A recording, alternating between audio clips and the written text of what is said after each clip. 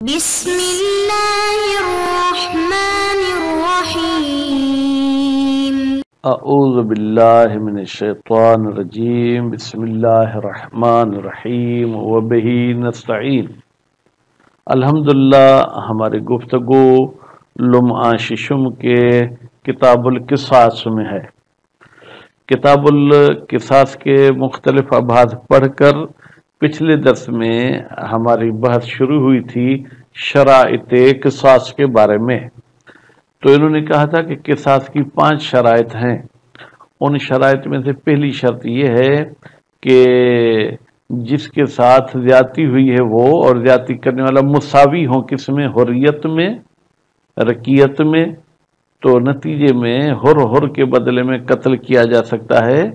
اگر حر نے حر کے اعضاء کو نقصان پہنچایا ہے تو حر کے بھی اعضاء کو نقصان پہنچایا جائے گا۔ پھر ایک عجیب غریب مسئلہ ہے جو ہماری عوام بھی شاید قبول کرنے میں سوچے، ہچکچاہٹ محسوس کرے۔ وہ یہ تھا کہ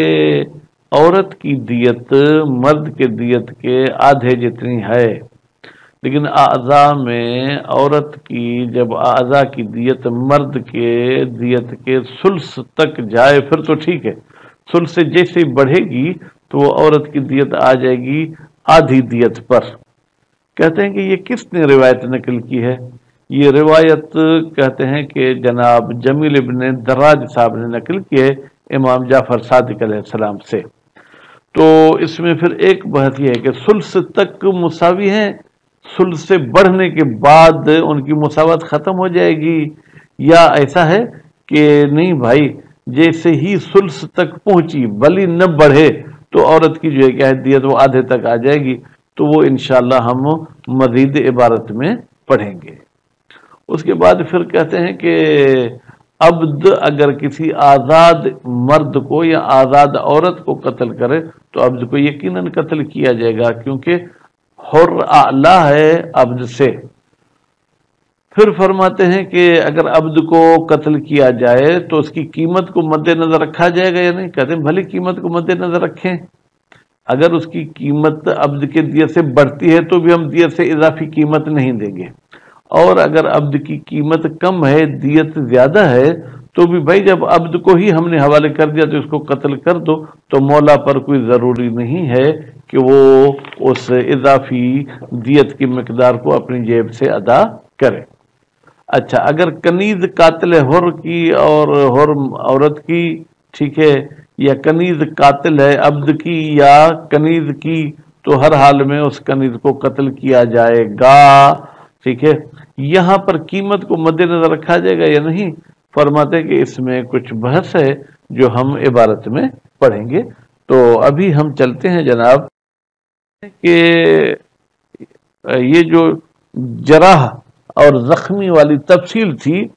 روا تفصیل الجراح جمیل ابن دراج عنہ علیہ السلام، جمیل ابن دراج نے امام جعفر صادق علیہ السلام سے یہ روایت کی ہے۔ اب کیا ہے وہ الفاظ روایت کے؟ قال،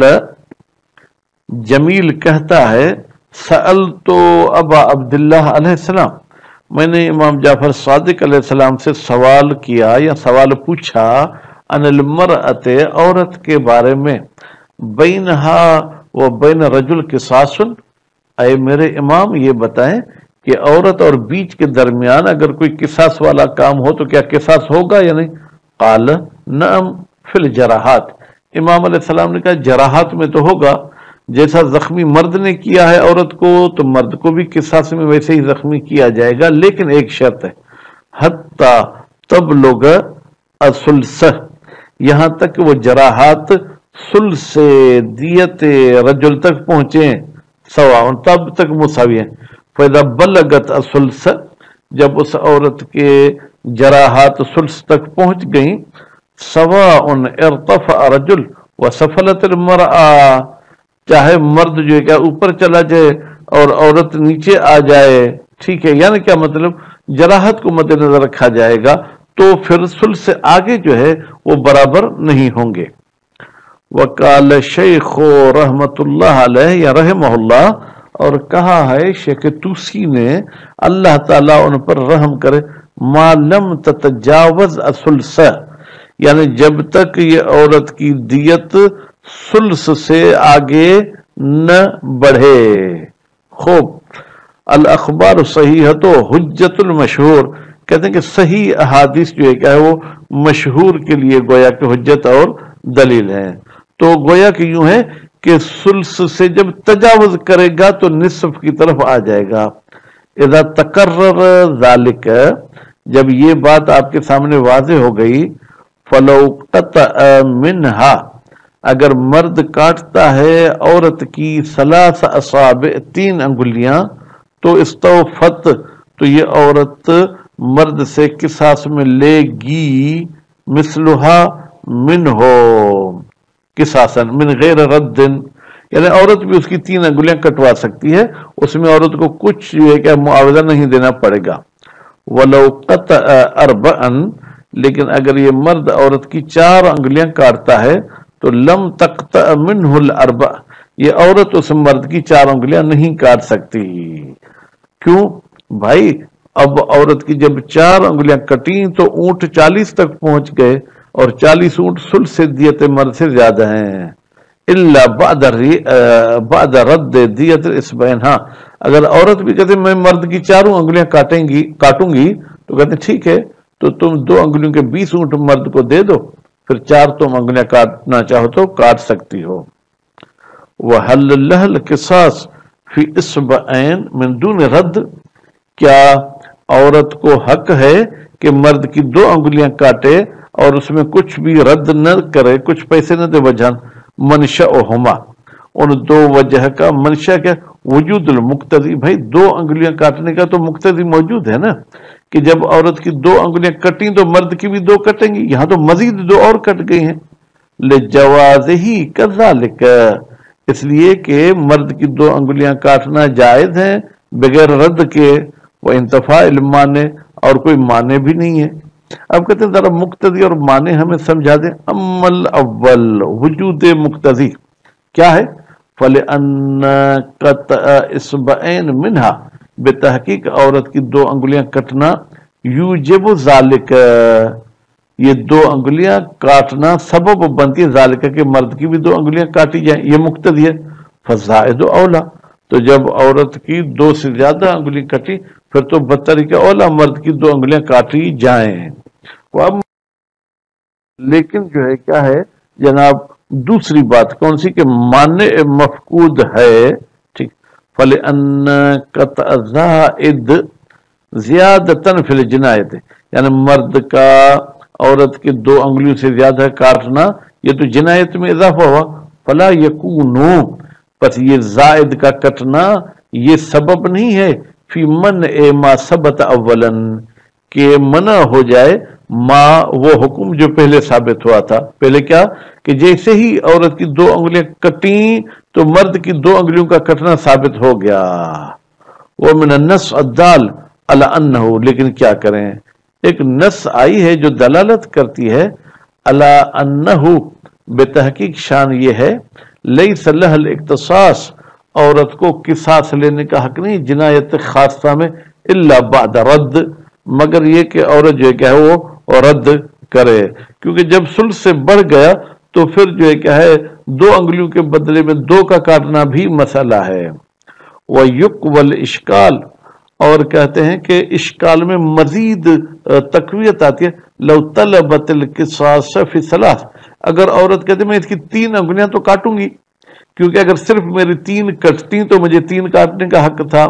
والعفو فی الرابعہ، اور چوتھی چلو معاف ہے، وعدم اجابتها هنا اقوى، عورت کی بات قبول نہ کرنا 3 انگلیوں والی بات میں زیادہ قوی تر، 2 میں ہی ہم پریشان ہیں۔ وعلی الاول،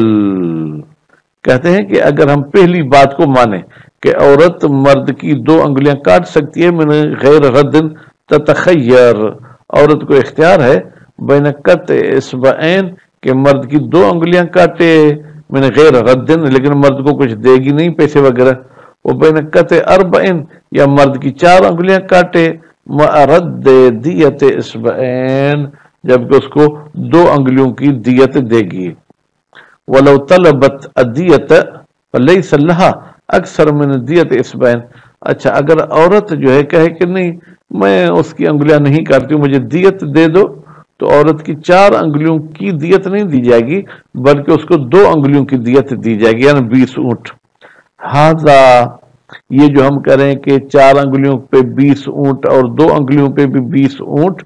اذا کان القطع بضربۃ واحدہ، جب ایک ہی ضرب میں، ایک ہی چوٹ میں اس کی 4 انگلیاں کاٹی جائیں۔ لیکن اگر مرد بھی اس کو تڑپا تڑپا کے مارتا ہے، پہلے صرف 1 انگلی کاٹی، ابھی 3 اس کی ہیں، وَلَوْ كَانَ بِأَزْيَدْ، کانا کی ضمیر کہاں جائے گی؟ قطع کی طرف۔ اگر یہ انگلیوں کا کاٹنا 1 مرتبہ نہیں بلکہ زیادہ مرتبہ ہوا ہے، ثبتت لہا دیت الاربع، تو عورت کے لیے جو ہے کہ ثابت ہو جائے گا 4 دیت، کیونکہ ہر دیت کٹی تو 10 اونٹ ثابت ہو گئے، پھر دوسری کٹی تو دوسرے 10 اونٹ۔ اول قصاص، یا اگر متعدد دفعہ عورت کی 4 انگلیاں کٹی ہیں تو عورت بھی مرد کی 4 انگلیاں قصاص میں کٹوا سکتی ہے، من غیر رد، اس میں کسی بھی رد اور دیت کے دینے کی ضرورت نہیں ہے کہ مرد کو دے، لثبوت حکم سابق، اس لیے کہ 1 انگلی کٹنے کے ساتھ حکم ثابت ہو گیا کہ مرد کی بھی 1 انگلی کٹے گی، فیستصحب، پھر جب دوسری انگلی کٹی تو ہم شک کرتے کہ پہلے والا حکم باقی ہے نا، استصحاب کہتے ہیں باقی ہے، تو جب چوتھی انگلی کٹی تو ہم پہلے 3 والا حکم تو باقی رکھیں گے، چوتھی کا بھی حکم ہوگا، وَقَضَى حُکْمُ الْبَاقِی، اسی طریقے سے باقی کا بھی حکم ہے۔ وَيُقْتَلُ الْعَبْدُ بِالْحُرِّ وَالْحُرَّةِ، اور قتل کیا جائے گا عبد کو حر کے بدلے میں، یعنی مرد حر کو قتل کرتا ہے یا آزاد عورت کو قتل کرتا ہے۔ وَإِنْ زَادَتْ قِیمَتُهُ عَنْ دِیَتِهِ، اگرچہ اس عبد کی قیمت دیت سے بڑھ جائے، وَلَا يُرَدُّ عَلَى مَوْلَاهُ الزَّائِدُ، اس عبد کے مولا کو وہ اضافی قیمت نہیں دی جائے گی، لو فرض، اگر اضافی قیمت کا فرض کیا جائے، کما لا یلزمہ الاکمال لو نقص، جس طریقے سے مولا پر لازمی نہیں ہے کہ وہ دیت کی رقم مکمل کرے اگر قیمت عبد کی کم ہے۔ فرض کریں آزاد مرد کو قتل کیا، اس کی دیت 100 اونٹ ہے اور عبد کی قیمت 50 اونٹ ہے، اب اگر عبد کو قتل کیا جائے گا قصاص میں تو آپ یہ نہیں کہہ سکتے کہ بھائی عبد کی قیمت تو 50 اونٹ تھی، 50 اونٹ دے دو ہمیں۔ وبالعبد وبالامت، اس کا بھی تعلق اوپر حر اور حرا کے ساتھ، یعنی وہ یقتل العبد بالعبد وبالامت، اگر عبد نے کسی عبد کو قتل کیا ہے تو بھی عبد کو قتل کیا جائے گا، کسی کنیز کو قتل کیا تو بھی قتل کیا جائے گا، سواء کان لمالک واحد ام مالک، چاہے قاتل مقتول دونوں ایک مالک کے ہوں یا دونوں کے مالک الگ الگ ہوں، وسواء تساوت قیمتہما ام اختلف، چاہے ان کی قیمت جو ہے کیا وہ مساوی ہو یا ان کی قیمت جو ہے کیا ہے وہ مختلف ہو۔ وتقتل الامۃ، اور اما کو جو ہے کیا ہے قتل کیا جائے گا بالحر، آزاد مرد کے بدلے میں، والحرۃ، اور آزاد عورت کے بدلے میں، وبالعبد، اور عبد کے بدلے میں، والامۃ، کنیز کے بدلے میں، مطلقہ۔ مطلقہ کا مطلب کیا ہے؟ مطلقہ کا مطلب آپ یہ لے لیں، چاہے ان کی قیمت مساوی ہو چاہے ان کی قیمت مساوی نہ ہو۔ وفی اعتبار القیمت ہونا، کہتے ہیں کہ کیا قیمت کو معتبر سمجھا جائے گا یا اس کا لحاظ رکھا جائے گا جب مملوک کو قتل کرتا ہے؟ قول، اس میں ایک قول ہے، فلا یقتل الکامل بالناقص، نتیجے میں وہ عبد کہ جس کی قیمت زیادہ ہے وہ کم قیمت والے کے بدلے میں قتل نہیں کیا جائے گا، الا، ایک صورت میں قتل کیا جائے گا، رد تفاوت علی سید الکامل، کامل کے آقا کو وہ تفاوت دیا جائے گا، میرے عبد نے زید کے عبد کو قتل کیا، میرے عبد کی قیمت 1,00,000 روپیہ ہے، اس کے عبد کی قیمت 50,000، اگر وہ اپنے عبد کے بدلے میں میرے عبد کو قتل کرنا چاہتا ہے قصاص کے عنوان سے تو اسے 50,000 مجھے دینا پڑے گا، لأن زمان المملوک، اس لیے کہ مملوک کی ضمانت میں جو ہے کیا ہے، خود اس کی جان کو نہیں دیکھا جاتا، اس کے نفس کو نہیں دیکھا جاتا، بلکہ یرا فیہ المالیت، اس میں مالیت کو جو ہے کیا دیکھا جاتا ہے، فلا یستوفی الزائد، تو نتیجے میں یستوفا کا تو حاصل کیا جانا، لیکن یہاں قتل نہیں کیا جائے گا زیادہ قیمت والے بندے کو بالناقص کم قیمت والے بندے کی وجہ سے، بل بالمساوی، بلکہ اگر قیمت مساوی ہیں تو مساوی کو مساوی کے بدلے میں قتل کیا جا سکتا ہے۔ اگر آپ زائد کو کم قیمت والے کے بدلے میں قتل کریں گے تو آپ کو مزید قیمت جو اضافی ہے وہ دینی پڑے گی، پھر آپ کامل کو قتل کر سکتے ہیں۔ صلی اللہ علیہ محمد و آل محمد۔